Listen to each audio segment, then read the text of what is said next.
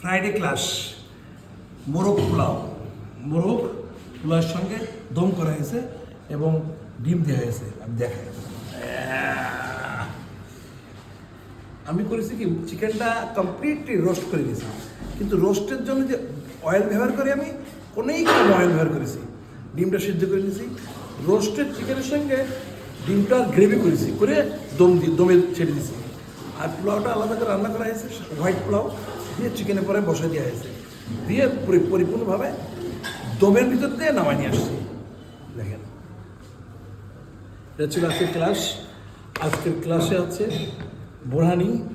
বোরহানি আছে, আর হচ্ছে আমি দেখাই, আসেন হান্ডি বিপ